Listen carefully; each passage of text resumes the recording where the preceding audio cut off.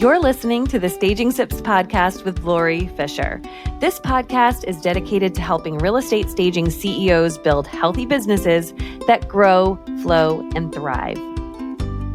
Hello, everybody. Welcome back to the podcast. I am so happy to be here with you today.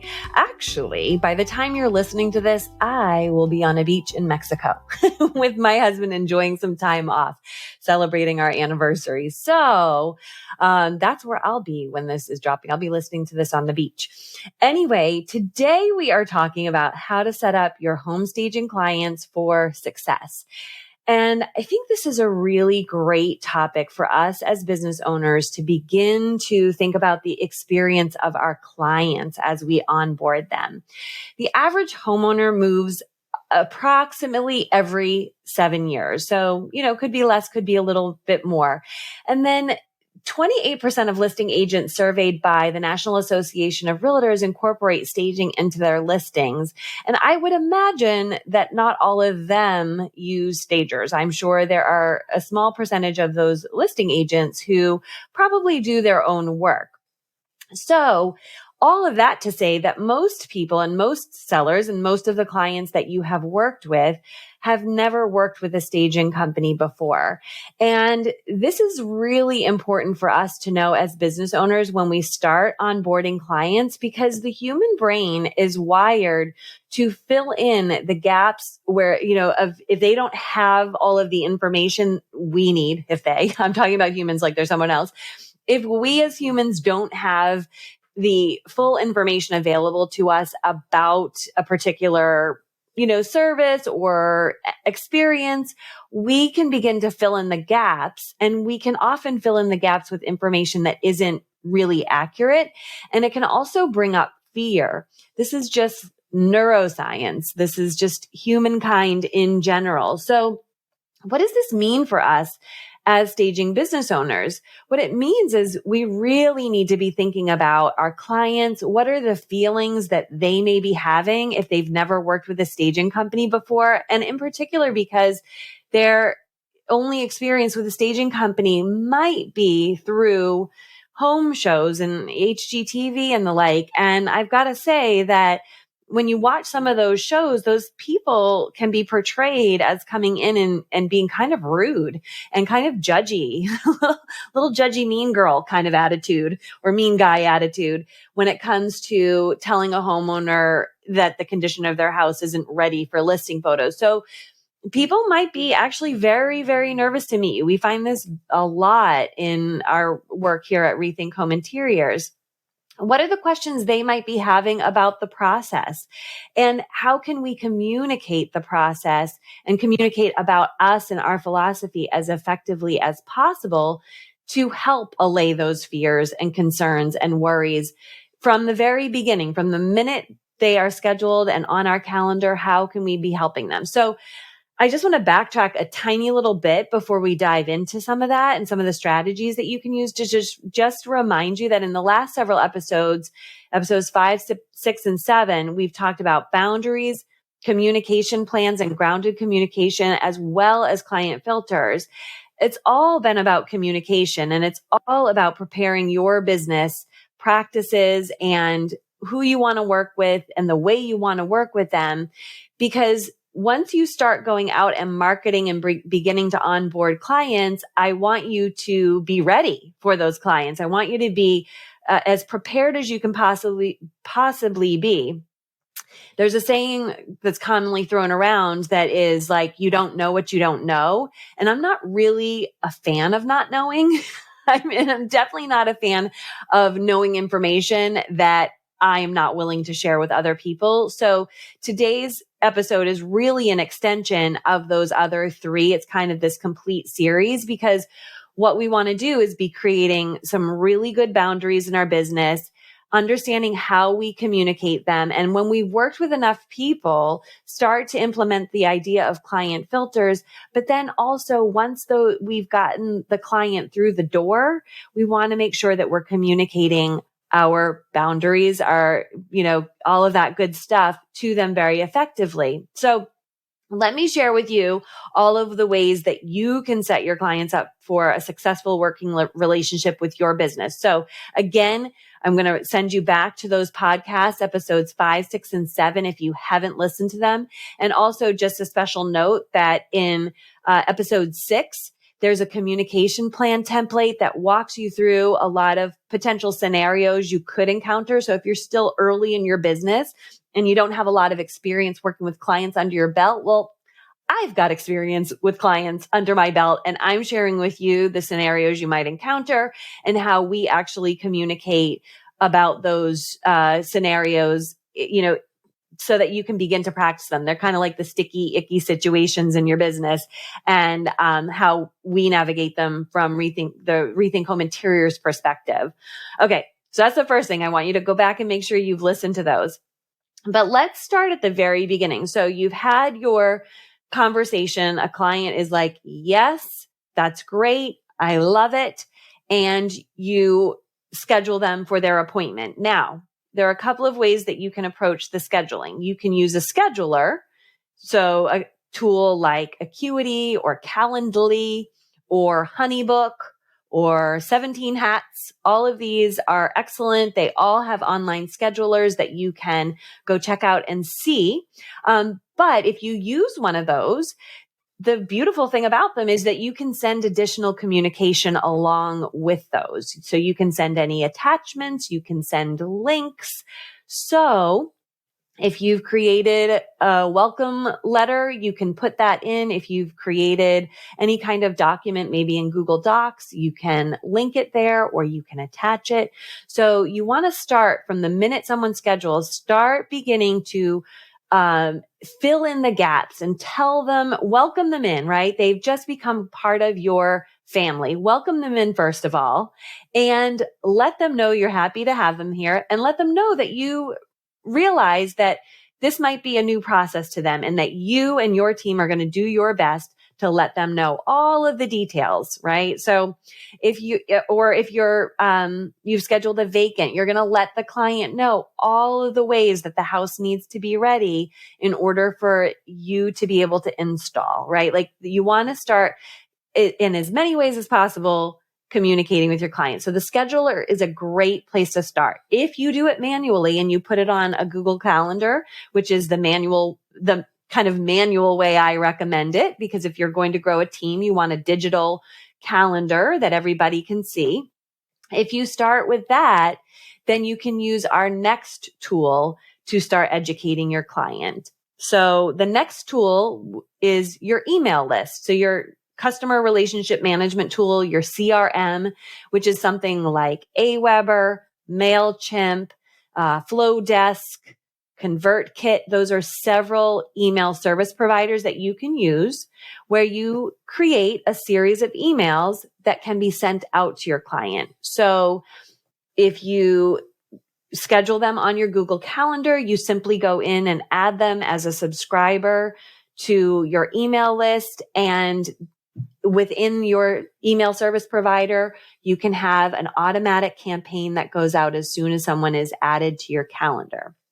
You can also, actually, for many of them, create something called a Zap, but that's a little higher level. So I'm not going to talk about that. There's a tool called Zapier to be able to do that.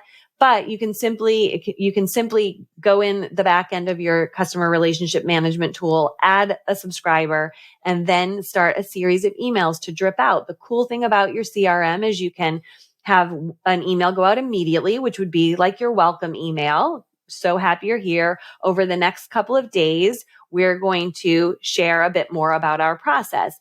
Then you can have an email that goes out and you can schedule it to go out a day later, 2 days later, 3 days later, a year later if you want, and it will automatically get sent to your client. So that next email could be something that's, that helps them get prepared for your appointment. So it could be, here's what to expect at your appointment, right? Like if it's a styling evaluation, my version of a consultation, at Rethink Home Interiors, we have a document that explains how to be prepared. And we even say something like, you might even be excited to get started before we arrive. And here are some things that you can do before we get there, but no pressure. You don't have to do any of this. But for those of you who are like super excited to get rolling, here's how you can start. Because what we were finding was a lot of our clients were starting by organizing their closets or their pantries, which are never going to get photographed, but that's what people know how to do. So that's where they start. So we recommended things like clearing space in your garage to capture any items and boxes, because we're going to actually start your packing process, or, your garage or your basement. We also talked about taking magnets off of the refrigerator, things like that. So that taking down family photos, those are all things that people can do that are actually going to be meaningful to the result that we need from an eval, which is to get the spaces ready for photos. So using your email service provider or your calendar system to send emails like that is really important. Another thing that we include in our series to our clients is how they might be feeling in anticipation of the appointment. They might feel worried about us coming. And we talk about the fact that no divas are allowed at Rethink Home Interiors. We're not there to judge. We are there to help them figure out what to pack first and how to make the rooms look as amazing as possible. And we do that in a really fun way with a lot of humor. We also talk about the fact that they might feel overwhelmed as we go through the appointment. And that is completely natural and normal because we'll be sharing a lot of information with them. But we give them a room by room checklist that they can go through. And most people will tell us that that makes their lives so much easier. So even if the appointment feels overwhelming, the doing very often does not. And we encourage them to say, listen, if you can't stay with us during the appointment because it's too overwhelming, we understand. You can tap out at any moment and let us finish the appointment on our own. And then you receive the information in your plan. Like, we do all of that because we learned over the years that people were just really nervous, and then people would get stressed. In particular, this is probably a generalization, but we have found over the years that men have a harder time taking in all of the information. It becomes very overwhelming to them. And we just wanted to just reassure them that that's okay. That's totally normal. So using those to again, your schedule and your email, you can really begin to help put people at ease and fill in the gaps for them in your process. Okay. The next tool, which is really, really fun, is a ringless voicemail. This is a service that allows you to call the client and leave a voicemail either for a landline or a mobile line without the phone ever ringing. So this way you aren't spending time, having a long conversation when simply you wanted to just remind the client that they have an appointment coming up. And if they have any questions, please don't hesitate to reach out. Or a way to introduce your team. Hi, I'm Lori. I'm going to be your stylist at your styling evaluation appointment. I just wanted to call and let you know I'm really excited to meeting you and working with you this Thursday at 10 a.m., right? Like, that is a really lovely way to have a touch point without really having to have a touch point, right? So for your country, I would definitely Google this. Here in the States, I know for sure we have Slide Dial, we have something called Call Loop, and we have something called Just Deliver It. And some of these you just pay as you use them. Some of them have a small membership fee that you pay. But to be honest, we use it as a part of our process. We use Slide Dial here.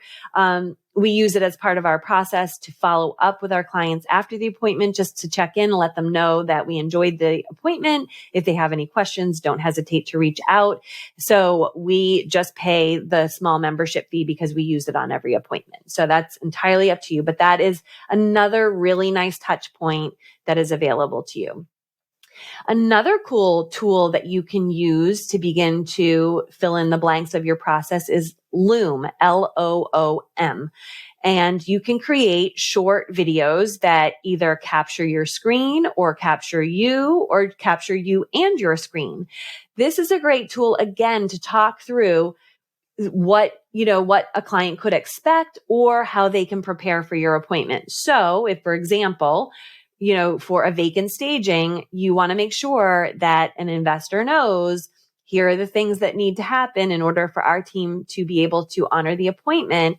And please reach out to us as soon as possible, and whatever your time frame is. Ours is 72 hours. That if you need to reschedule, we need to know that 72 hours before your appointment so that you don't incur that rescheduling fee. And we hate to have to charge a rescheduling fee. So please let us know. But here are the things that need to be prepared. Your cleaner, all of your crews need to be out. The cleaning crew has to be out. We need access, whether that is clearing equipment or we need like a walkway, so no trudging through mud or across rocky surfaces. We need snow and ice to be removed, all debris, any of it. That is really very nicely communicated in video format. So that is another tool that you can use, and you can simply copy the link and send an email and have that linked. And if that is something that you create as a standard, video, that can also be delivered through your customer relationship management tool. You can send an email that says, watch this short video to learn how to be prepared for your vacant staging appointment. That's fantastic. So that's really fun. I love Looms. I actually record this podcast by using Loom, which is really interesting because you can just capture the audio as well. So graphics are great. So here's one of the things about human brains is we all learn differently. We all maintain and take in information differently. So the more ways that you can communicate what your process is and how to be ready through a variety of means. So we've already talked about the written communication through your scheduling or your email service provider. We've talked about auditory through the voicemail and the Loom video. Now we're talking about, visual graphics, another great way to communicate. So you can use a tool like Canva and create your own beautiful graphics. They have gorgeous templates. I'm sure everybody in the world knows about this. And then there's also Fiverr, Fiverr, Fiverr, that has, and I'll link all of these tools in the show notes for you. But they also have lots of people who for a small price can help you create a beautiful graphic. And you might want to use graphics to create checklists, right? So if you want to provide a checklist ahead of time, again, let's go back to an investor or a homeowner for a vacant staging, you may want to have a checklist that's like, here's the checklist of all the things that we need in place. We need the heat to be turned on. We need the water to be turned on. We need air conditioning available, or, whatever. The electrical has to be working, right? All of those kinds of things. And like I mentioned before, we need the cleaner to have been in, no trades on site, nobody on site for insurance purposes, all that. You can put that in a checklist. Super great. Visuals of what the process looks like. So maybe you want to, kind of show graphics of, you little cleaning crew is like a graphic about cleaning supplies, then a graphic with construction with like an X through it, things like that. You can create, graphics that way as well. So that's another thing. And again, you can include that graphic in an email that you send out. So you don't feel like you have to be sending all of these things. You can, again, go back to your email service provider and put these things in your emails so that they're done once and then they work for you over and over and over and over again. Obviously, another great place to communicate is through your client agreement, right? You obviously want to share all of the kind of steps of the process, as well as what the policies are and what happens if a policy, isn't met, and have people sign that. And then you can use your client agreement as the way to inform, okay, so I have them initial that they need to let us know 72 hours in advance of a cancellation if we need to reschedule a vacant staging. How can I communicate that piece of the client agreement in other ways? Can I do that in a video? Can I do that in a graphic? Can I send that in an email, right? So use your client agreement as a basis for creating some of these things. We also want to verbally communicate at the beginning or the end of an appointment. So if we go back to our styling evaluation example, at the beginning of our appointment, the client very often is very excited, and usually, we have to ask to be able to put our things down because they just are like, okay, we're ready for you. Like, they're excited. And so what we do as a team is we will always say, so has your realtor let you know what today's appointment will look like? And 99% of the time they say no. And we say, okay, great. Here's what we're doing and we talk about how, as we walk through our appointment with you in each room, we are looking for two things. We're looking through the lens of a camera. How do these rooms photograph, and are they styled in a way to maximize that from all of the views that we know real estate photographers photograph? And how does it feel? So we're thinking about those two things, and we're actually going to get you started on your packing process today. So we talk about it that way so that they can be ready. And we say, you can take notes, but we also take notes, and we have an app on our phone or our iPad, depending on which team member uses which thing. So if you see me taking notes, I'm not texting with anybody. I'm actually writing up your notes, and you'll receive all of these after today. So if you just want to listen today, that is perfect. Like, we do all of that communication at the beginning of the appointment. At the end of the appointment, by that time, we've created a lot of camaraderie. We reassure them that they're going to do a great job. We let them know that we get our plan out to them within 72 business hours. So when we think that they could be getting their plan, most of our plans go out within 24 hours, but we like to give ourselves 72 hours just in case, things come up. So those are other great ways to communicate. In addition to your verbal communication, especially with your clients who you are doing evals with and consultations with, this is very, very important. And this is this is a soapbox I will stand on, till the end of time. We must be very careful about the words that we use when we communicate with our clients. And at Rethink Home Interiors, we have a list of words that we are not allowed to use. We do not use the word clutter. We do not use the word declutter. We do not use the word things. We don't use those. We don't use taste specific. We don't use the word dated. There's so many words. And the reason that we do this is because, well, I had a personal experience as a child being home when a buyer and a realtor walked through my family home. And I remember how it felt to hear them picking apart this house that I had lived in for my entire childhood. I was in middle school. I was a little dramatic, probably too, but that really informed the way that we speak to clients. And the reason that we don't use words like that is because people's things are their home. And, it may feel cluttered to you, but some people have actually styled very carefully their homes in that way. So we simply say pack, pre-pack, because that's simply what it is. Oh, we won't need that for our styling. You can go ahead and pack that. Or, we'll say, if we want to say that, like, I don't know, we think you need to take the wallpaper or the window treatments down, even if they are dated. What we tend to say is, oh, so today's buyers are really looking for, and we fill in the blank of what they're looking for. This is why we think removing these items or painting over it or whatever is really going to give you the best bang for your buck. We talk about that a lot. So it's never, we need to take those down because they're dated and whatever.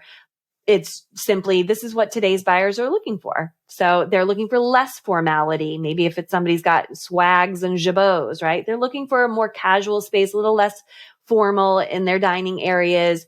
And so let's just remove these formal treatments. You can save them. And that way, if they want to hang them up when they come back, because a lot of people will say that, what if they want them? Well, then you can leave them because you may not use them in your house. You can leave them and let them know that they are there for them. So, all of that, you want to be thinking as much as you can about the vulnerability of your client in these moments. We want to help them not feel judged. We want to have them do as much as we think they should. And the only way they will do that is if they feel like we care for them and they feel like we've been kind to them and they feel intact and whole. We don't want them to get defensive. We want them to collaborate. And so you do that by using languaging that is much more neutral and much less triggering. So that is what I have for you today. And the last thing is reiterate. Don't feel like there are too many ways that you can be communicating. You can repeat and reiterate your process as many times as you think your clients need. And very often, because, attention spans are limited, it's probably best to tackle this and communicate with your clients in as many ways as you can possibly think. So I've given you a lot here that you can brainstorm with, but I am sure you creative people out there in the Staging Sips podcast family world, you can think of so many more creative ideas than I have given you.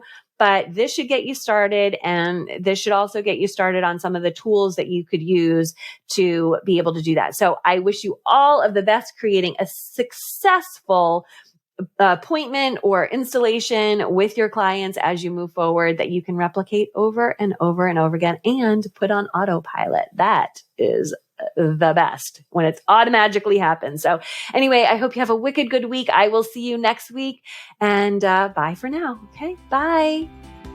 Thank you so much for listening to the Staging Sips podcast. If you love what you've learned here today and you want to learn more about how to market and grow your staging business more strategically, I would love to see you join us inside of the Rethink You mentorship program. If you want more details and get on our waiting list, you can go to rethinkhomeinteriors.com/waitlist. Looking forward to seeing you in the classroom.